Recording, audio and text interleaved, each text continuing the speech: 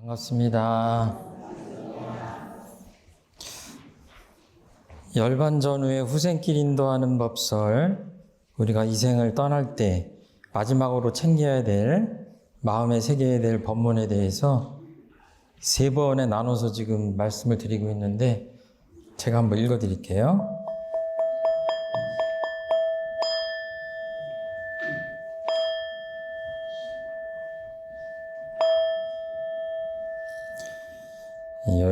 열반 전후에 후생길 인도하는 법설 또 들으소서. 이제 영가가 이 육신을 버리고 새 육신을 받을 때에는 영가의 평소 짓던 바에 즐겨하여 애착이 많이 있는 대로조차 그 육신을 받게 되나니 그 즐겨하는 바가 불보살 세계가 승하면 불보살 세계에서 그 육신을 받아 무량한 낙을 얻게 될 것이요. 또한 그 반대로 담진치가 승하고 보면 그곳에서 그 육신을 받아 무량한 법을 통하여 놓고 무수한 고를 얻을 것이 왜다 듣고 들으시나이까. 원불교 인연 영가시여 또 들으소서. 영가가 이때를 당하여 더욱 마음을 견고히 하소서. 만일 홀이라도 애착 탐착을 여의지 못하고 보면 자연히 악도에 떨어져 가나니 한 번 이 악도에 떨어져 가고 보면 어느 세월에 또다시 사람의 몸을 받아 성현의 회상을 찾아 대업을 성취하고 무량한 회복을 얻으리오. 원불교 인연 영가시여 듣고 들으셨나이까.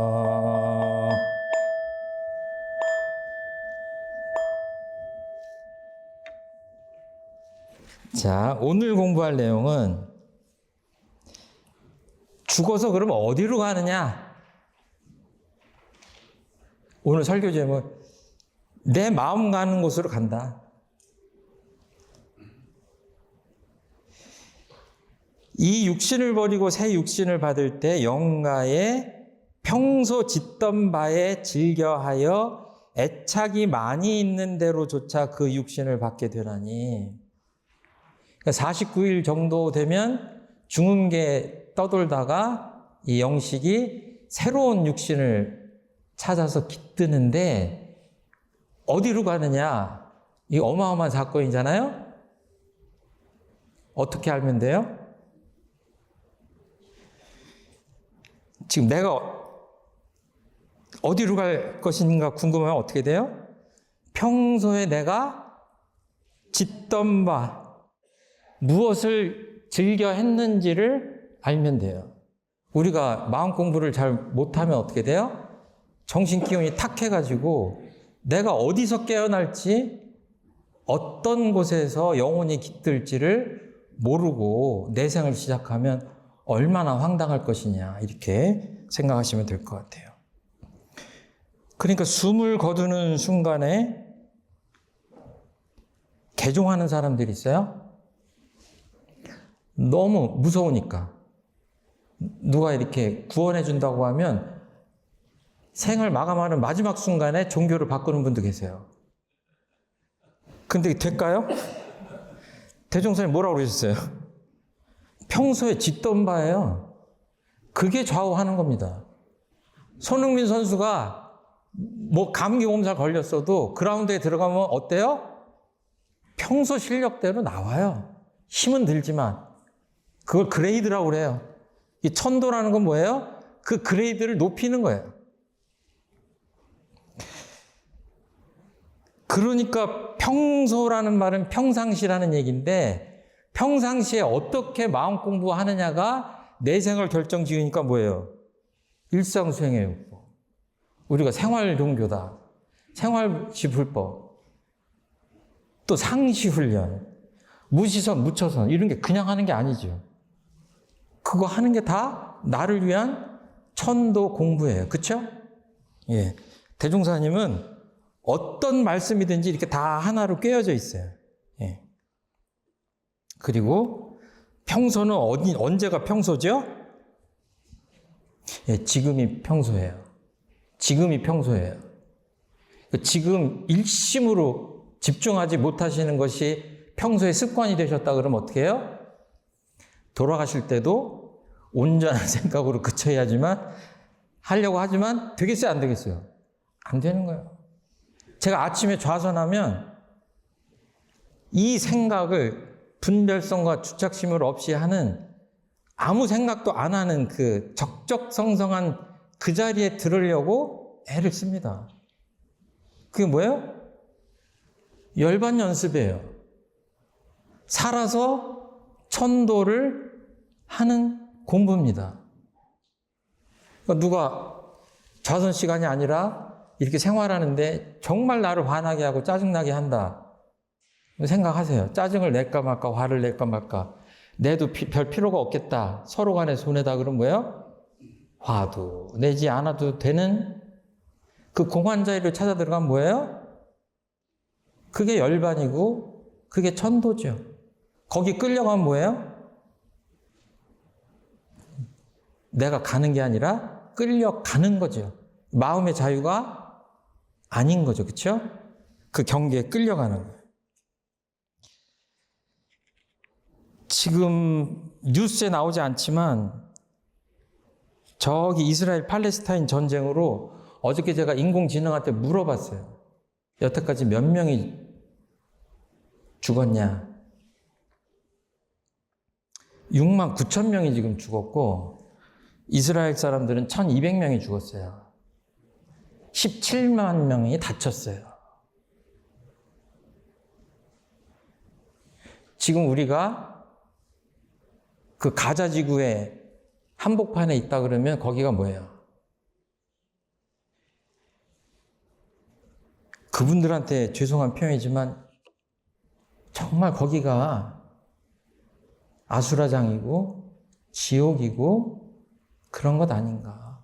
어떻게 거기 있으면서 행복할 수 있고 누군가를 원망하지 않을 수 있고 하겠는가. 내 가족이 죽어가고 내가 오늘 생을 마감할지도 모른다는 그런 전쟁의 한복판에서 산다면 이 무량한 낙을 얻을 수 있는 길과 무수한 고를 얻을 수밖에 없는 그 갈림길에 우리 개인도 있고 이 세상도 늘 그 사이에 있다. 이렇게 생각이 듭니다. 뒤에 읽으면 이때를 영가시오 또 영가가 이때를 당하여 그러니까 생물학적으로 숨을 거둘락말락 하는 때라고 좁게 해석할 수 있지만 넓게 해석하면 이때는 지금입니다. 왜? 조금만 넓혀보면 좀 듣기에 부담스러우시지만 그냥 사실적으로 얘기하면 언제 죽을지 아세요? 모르잖아요. 그러니까 이때는 그 어느 때가 아니라 지금이고 곳이고 이렇게 정말 이렇게 나한테 아주 가깝게 그렇게 적용해서 이 법문을 받들어야 되지 않겠냐. 이때는 무슨 때다? 마음을 더욱 견고히 할 때예요. 그러니까 평소에 경계를 당할 때마다 경계가 없어도 있어도 늘 마음을 챙기는 그래야 그 힘을 뭉쳐서 발휘해서 그 중요한 순간에 마음을 견고하게 챙길 수 있다. 이런 말씀입니다. 옛날 이제 고승들은 오매이려다 이런 표현을 했어요. 깨어 있으나 잠들어 있으나 하나같이 한결같아야 된다 하는 그 표현을 했는데, 예. 대종사님이 이런 표현하시죠. 마음이 뚜렷하고 고요하여 분별성과 주착심이 없는 경지, 또는 언어의 도가 끊어지고 심행처가 없는 자리. 제가 좋아하는 표현이에요. 심행처. 마음이 가는 곳이에요. 제가 다 우리 교도님들 미운데 한 사람이 이뻐, 늘 마음속에. 그러면 제가 이렇게 둘러보는 것 같아도 마음이 어디로 가요? 거기로 가겠죠. 심행처예요. 마음이 가면 기운도 가고 질도 가요. 우리 정산종 선생님이 영기질 그랬잖아요. 그러니까 마음을 단전에 두면 단전에 기운도 모여요. 거기서 뭔가 변화가 또 생겨요, 몸에. 이 영기지대예요. 근데 우리 열반의 순간이라고 하는 건 뭐죠? 이제 4대로 모였더니 몸이 흩어지기 직전에 뭐가 지금 내 내생길을 결정하냐면 내 마음이 어디를 향하느냐. 평소에 실력을 닦아놓은 학생이 그 실력 발휘할 가능성이 많고 그 아이가 그 훌륭한 학생이라고 그랬잖아요. 근데 가끔 가다 그런 학생도 있죠. 평소에 공부 열심히 안 하던 학생이 어느 날 각성을 하죠. 내가 이래서는 안 되겠다 하고 중요한 시험을 앞두고 한 달 전에 막 밤을 새워서 공부를 해요. 그 효과가 있어요, 없어요? 있잖아요. 그렇죠? 있는 거예요. 그러니까 선생님, 이거 뭔 일이야? 너 무슨 일 있냐? 집에 무슨 일 있냐? 왜 성적이 이렇게 오른 거야? 예? 이게 법문에 좀 안 맞을지 모르지만 비유하자면 그 천도제 공을 들이고 막 이렇게 하는 우리 주변의 혈연들과 법동지들과 이렇게 우리 스승님들과 이런 분들이 이렇게 하는 건 뭐예요? 설사 평소에 그 3대력이 약했다고 하더라도 뭐예요? 새로운 출발을 할 수 있도록 그냥 밤새워서 학생이 쏟아 붓듯이 뭐예요?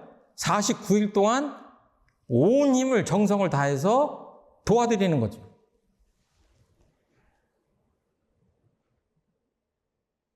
그 심행처가 어떤 각도기 보면 1도가 별거 아닌 것 같지만 1도가 1km 밖으로 나가면 어떻게 돼요? 엄청난 차이죠. 그래서 호리지차 천리 현격이라는 그 불교적 표현이 거기서 나와요. 내가 마음 하나 먹는 것이 엄청난 내 미래 삶의 방향을 좌우하는 거죠. 그러니까 이 열반의 순간은 뭐예요? 그런 순간이에요. 거기다가 주변에서 또 본인도 챙기고 주변에서도 챙겨서 그 한 마음을 바른 곳으로 가도록 이 공력을 다하는 거죠. 이 생에 이때가 이제 마음을 견고히 할 때인데 이 말씀이죠. 이 생의 최후 일념은 내 생의 최초 일념이 된다. 이 말씀 많이 들으셨죠? 사람이 명을 마칠 때 최후 일념이 내 생의 제일 종자가 되어서 그대로 um이 트고 나오는 것이다. 그러므로 사람의 일생 복 가운데 최후의 일념을 잘 챙겨가지고 가는 것이 제일 큰 복이 된다. 이렇게 말씀하셨어요. 선해록에서 말씀하신 거예요. 한 마음으로 승부를 보는 겁니다. 평소에도 그렇지만 열반의 시기를 당해서는 더욱더 그 마음을 챙겨야 된다. 홀이라도 애착 탐착을 여의지 못하고 보면 홀이라고 하는 것은 눈에 보이지도 않는 털끝만한 그 아주 작은 단위예요. 미세한. 요즘으로 하면 뭐 나노라고 하는 표현이 맞을래나? 아주 미세한. 차에서 내리다가 겨울에 외투자락이 차에 요만큼 꼈어요. 근데 운전자가 그 승객 옷이 끼인 줄 모르고 출발을 했어요. 그 결과가 어떨까요?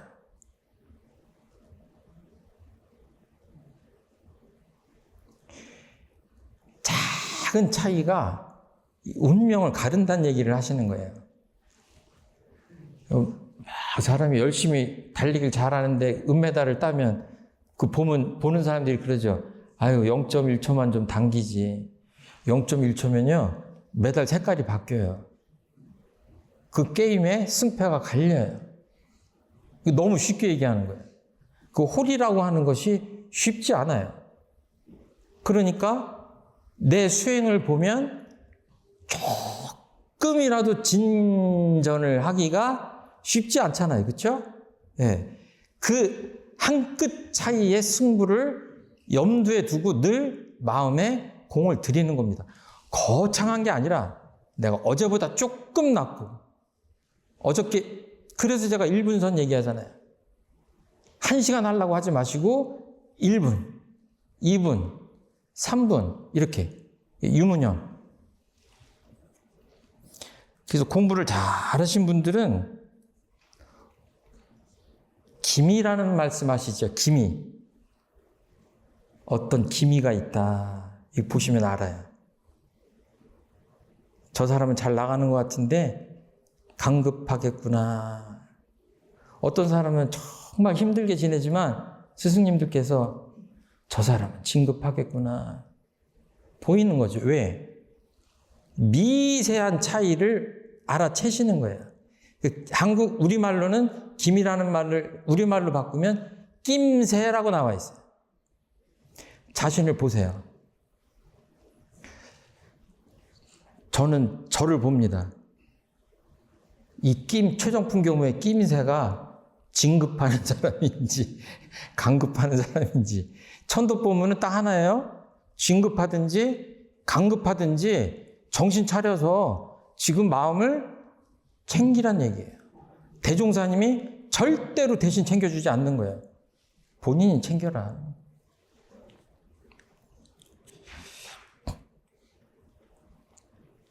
그리고 이렇게 탐진치에 이렇게 하면 어떻게 된다고 그랬어요?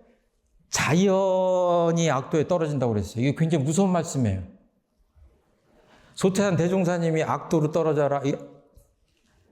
그러니까 원불교적 표현을 하면 뭐 하느님이 악도로 떨어져라 지옥에서 구해준다. 맞아요, 틀려요. 그 표현 깊은 의미는 일맥상통할지 모르지만 겉으로 드러난 표현은 달라요. 그냥 자연이 되는 거예요. 거기서 조금 더 설명을 하면 그 신령한 이치인 이 우주 만물 그 어떤 것도 벗어날 수 없는 인과의 이치가 그냥 순리 자연하게 그렇게 하는 거예요. 그러니까 대종사님 입장에서는 이게 과학이에요. 액차탐착 조금이라도 끓이면 자연이 악도로 떨어진다. 그 평소에 마음 공부 잘하면 거기에 따라 자연이 선도로 가고 불보살 세계로 가고 진급의 길로 간다 이렇게 얘기하는 거예요. 제가 기름하고 물하고 이렇게 한 컵씩 해가지고 큰 그릇에다 섞었어요. 막 흔들어서 이렇게 놨어요. 어떻게 돼요? 기름은 뜨고 물은 가라앉아요. 최종품 규모가 떨어 그래서 뜨는 거예요? 그냥 뜨는 거예요. 자연히 뜨는 거예요. 그러니까 대종사님이 좌선 시간에 나와가지고 기운 뜨는 걸 본다고 하셨잖아요.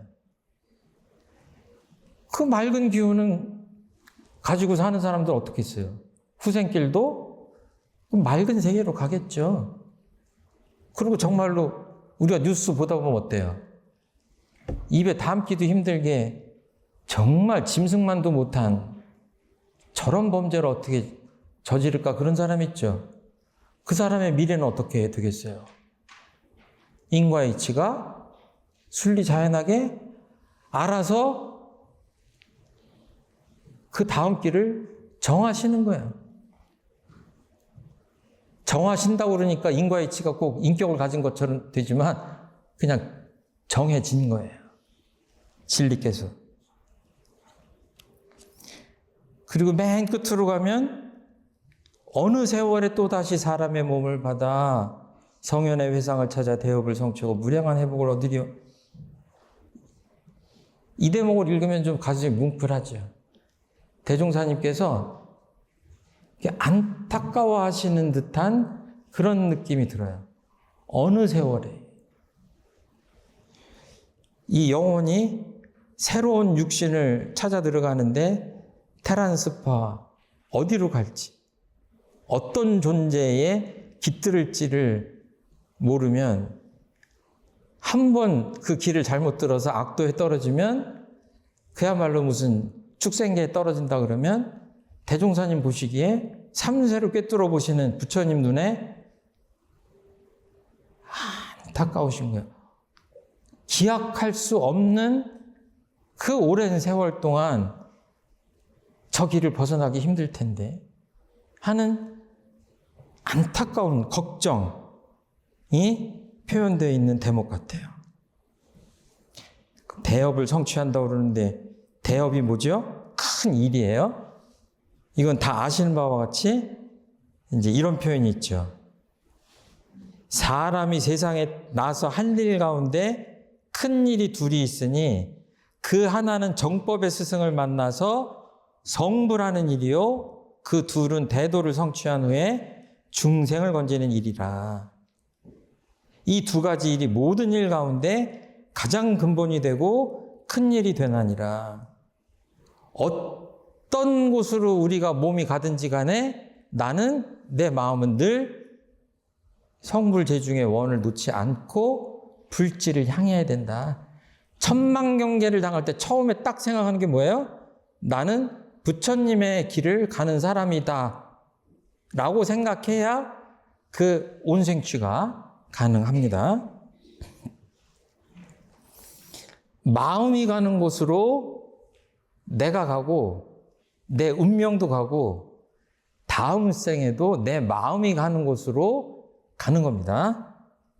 그러면 정말로 중요한 게 뭐냐? 이 법문에는 안 나왔지만 내가 갖고 있는 수많은 천 가지, 만 가지 마음을 가장 근본적으로 방향 짓는 그 무엇이 있어요. 제 생각에는 서원이에요. 내 마음이 어디를 지향하느냐, 이 서원이 그 마음을 방향 짓는 거죠. 그리고 이 서원은 모든 것을 끌어당기는 힘이 됩니다. 그러니까 수도하는 사람들이 사람을 볼 때 첫 번째 보는 것은 서원이 있냐 없냐.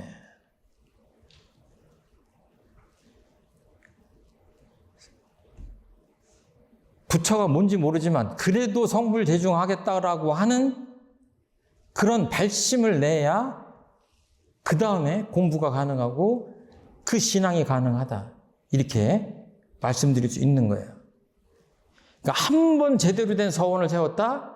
그 사람들은 약속을 할 수 있어요. 어떻게? 천만 경계가 그 서원 앞에서 무릎을 꿇을 수밖에 없다. 서원을, 그래서 참으로 영원한 나의 소유는 정법에 대한 서원과 그것을 수행한 마음의 힘이니 서원과 마음 공부에 끊임없는 공을 쌓아야 한없는 세상의 회복의 주인공이 되나니라. 천도품 17장 말씀이에요. 천도법문에는 말씀 안 하셨지만 열반 전에 후생길 인도하는 법문에는 서원이라는 단어가 없지만 뭐예요? 거기에 맨 마지막에 보면 이 법문이 있는 것과 같은 거죠. 한 말씀만 더 드릴게요. 이런 법문이 있어요. 마치 파리가 제 힘으로는 천도제를 하면 이 말씀을 다 알아들어서 천도가 됩니까? 하는 질문을 하니까 마치 파리가 제 힘으로는 천리를 갈 수 없으나 천리마의 몸에 붙으면 부지 중에 천리를 갈 수도 있듯이 그 인연으로 차차 법연을 찾아오게 되나니라. 돌아가신 용타원 열애 위에 오르셨죠. 그때는 종사위셨는데 서대인 종사님 열애위가 되셨는데 그 스승님께서 제가 간사 때 인사 가니까 이 법문을 해주셨어요. 천리마 궁둥이에 꼭 달라붙어 있어라.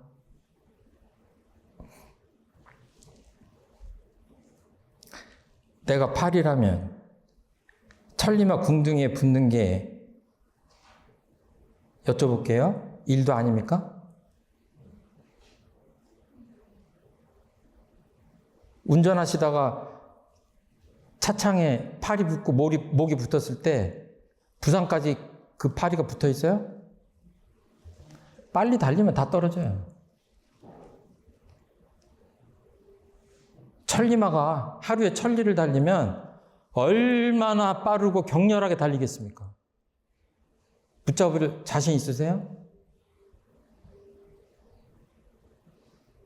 자, 오늘 바빠서 내가 내일 천리마에 붙어야지. 오늘 쉬었어요. 내일 그 천리마 어디 있을까요? 천리 밖에 있어요. 그러니까 정말로 마음을 챙겨서 정법 회상 만나고 정법을 만났을 때 정말 내 달라붙어 있어야 되겠다. 대종사님 법복자락을 잡고 죽어도 놓지 않아야 되겠다는 그 마음이 있어야 살아서는 물론이고 열반의 순간에도 내 생을 개척할 수 있는 게 아닌가 그렇게 생각을 합니다. 놓지 마십시오. 여기까지 하겠습니다. 감사합니다.